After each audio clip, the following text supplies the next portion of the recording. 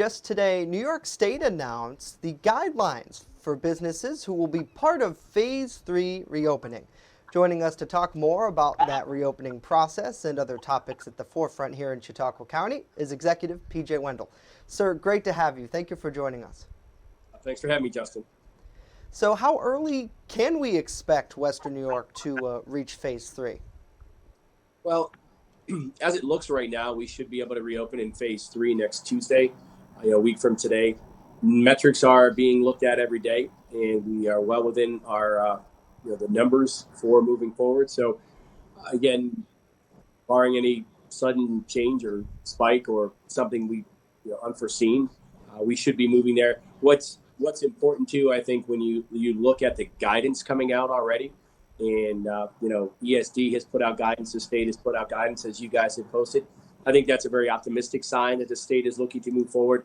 In previous phases, those guidances came out relatively quick to the opening, in some cases within 24 hours of the opening. So I think this is a good sign that we're ready to move forward, and we understand the significance of opening these businesses.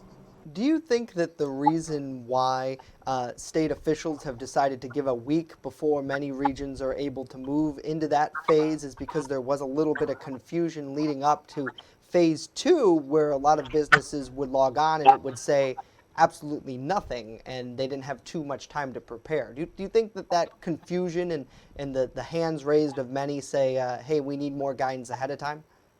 Certainly. I know one of those are the topics of discussion in our control room, and it goes to show that, what's happening in the control room, the questions that are asked, the voices being raised, do get back to Albany.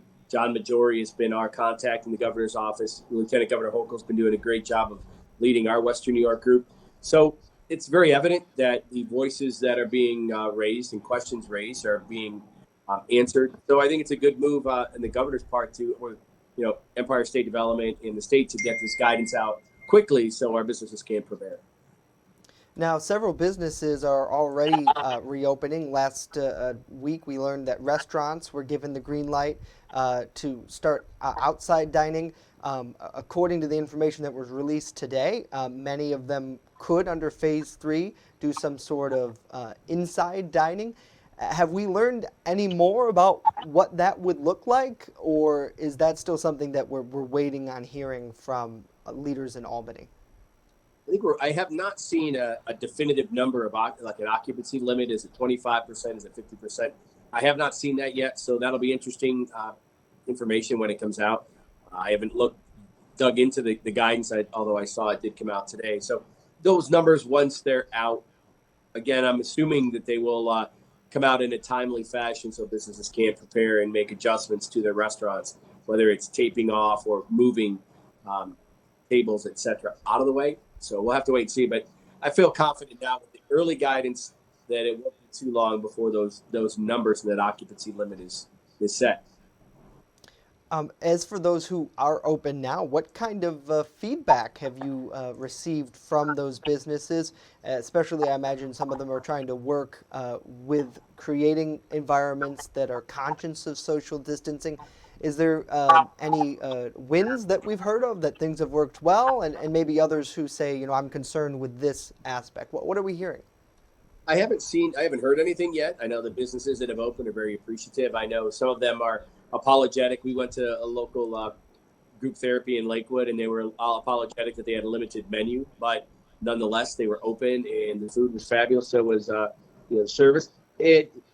Social distancing was there.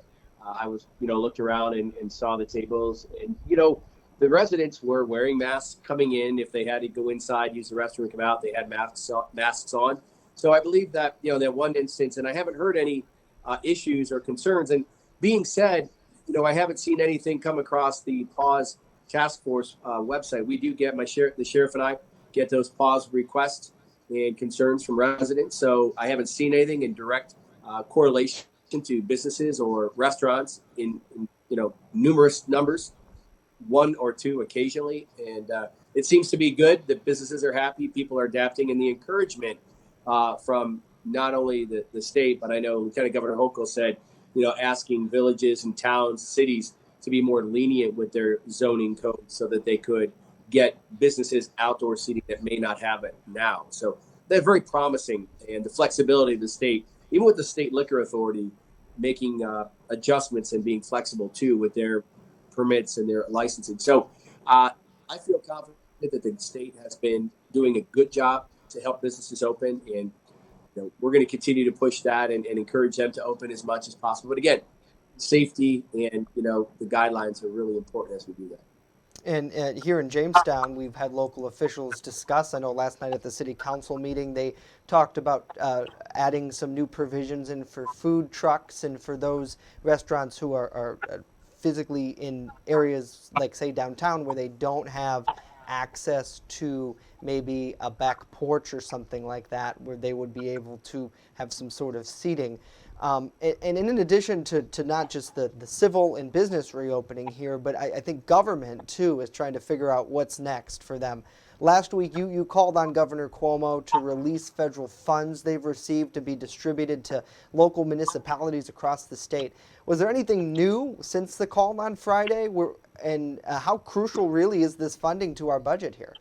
Well, I think the funding is crucial. What people have to remember is that when I came into office, this was one of the concerns. The biggest concern was Medicaid and our reimbursement, and a funding called FMAP, and that's federal money, for Medicaid that was, to come back to us.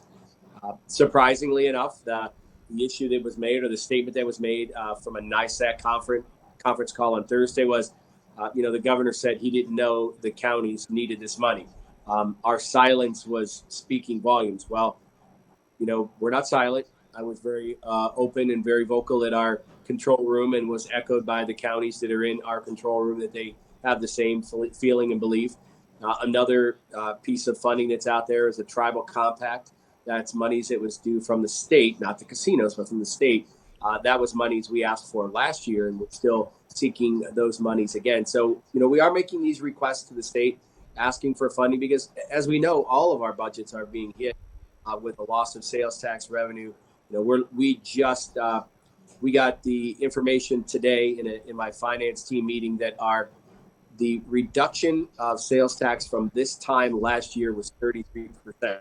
Now, having said that, the month before was 36%. So we have seen a 3% increase. So looking positively that we're seeing the economy start to pick up and that sales tax receipts start to increase. So it's a good sign that our economy is moving, and we're hopeful that it's going to continue. My belief is when we hit August, you'll start to see those numbers come up dramatically. And we talked today, not so much a bell curve, but more of a U curve when it comes to our economy coming back.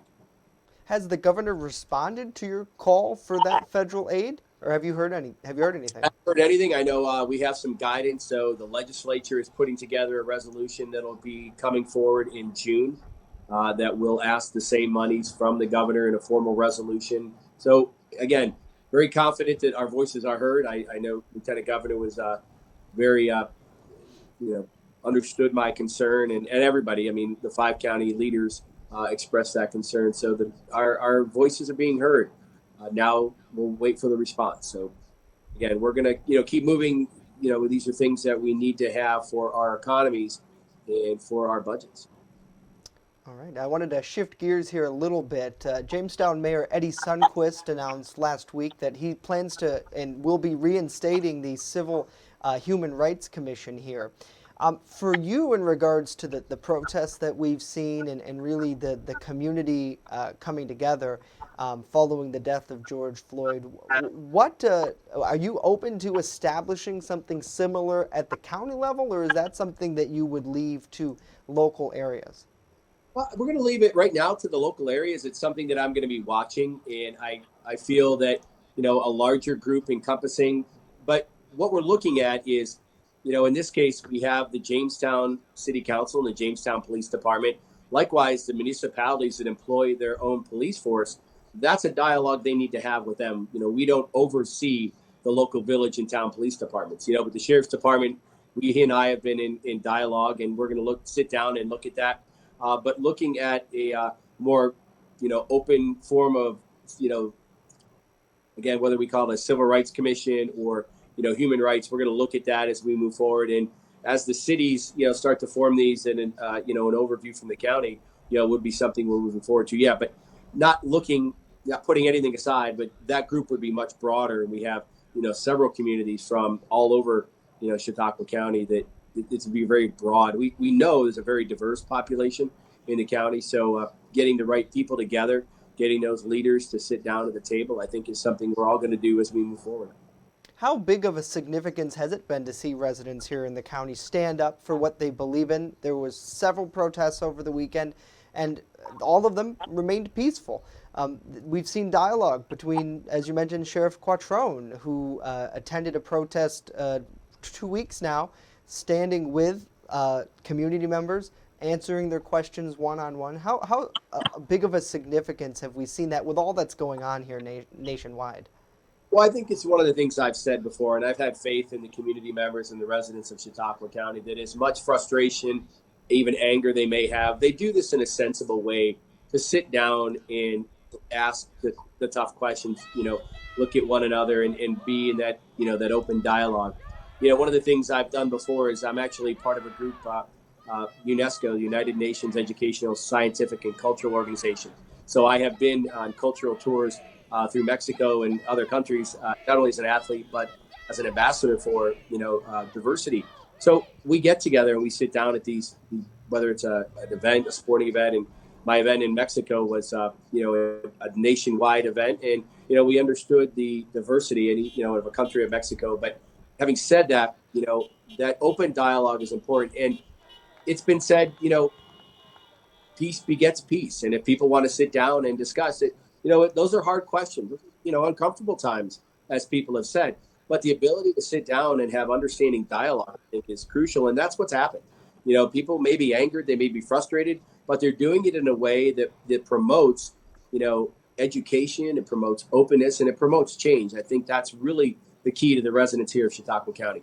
They are open, they are listening to one another, and they are having those tough conversations. And it's going to continue. All right. And finally, Chautauqua County Executive Wendel, is there any other information that you'd like the community to be aware of with all that's going on with the social and health issues that continues to really transform the way we live? I think what people have to realize is respect. It's a very small word, very simple word, but yet it's a word that really resonates. And I think whether it's respecting those who wear a mask and those who choose not, or those who are unable to wear the mask, and much like the respecting the rights and the expressions of others. I think that's the biggest piece. If we want to have discussion, we have to respect one another. We know we're not always going to agree. We know we're not always going to have the same viewpoints. But that open dialogue and that discussion is really critical. Whether it was, the decision to wear masks or the decision to socially distance and close down our economy were very challenging decisions. But they were done so with discussion, with the evidence that's there, and we made difficult decisions, much like what's happening now. I think it's hard for community leaders right now. Elected officials throughout New York State and throughout the nation are facing challenging times. But these individuals are the ones the leaders of the community. They're the ones who our community look to for guidance and for resound. So I feel confident that, the understanding and the abilities of our local, village, town, and the county, city governments will all take the time to sit down and listen to one another. That's the important thing, is listening. We can't have dialogue if we're not willing to listen and share. And certainly, I attended the two protests in Jamestown the previous weekend and this past weekend, and that's what we saw. Was sure, people were angry, and rightfully so when you look at the video, but at the same time, we're not turning to violence here in Chautauqua County. We're talking to each other. We have our police chief and our sheriff coming down and taking questions that you haven't seen in other places where they wouldn't step a foot within the protest, and you see that here, and I think it goes back to the sense of community that we talk about all the time on this program, is the fact that everyone, no matter what town, village, color, ethnicity you come from, here in Chautauqua County we're united, and it's great to see. It really is. Without a doubt. And I think it echoes back to, CH strong. We are all together in this. We come from various backgrounds, various diversities, various situations, upbringings, philosophies, but we come together with respect, and we come together with mutual understanding. And again, may not always disagree. And I think that's what's important to realize, is that we're not coming and no one's trying to change anybody else's understanding. We're not trying to change anybody else's philosophy or their mind, but we're just asking to understand one another and get that dialogue open. I think that's critical, but it says a lot. And I've said it, from the very beginning. We here in Chautauqua County have been a model community for how to do things right, how to bring people to the table and get things done effectively that are to promote change and understanding moving forward.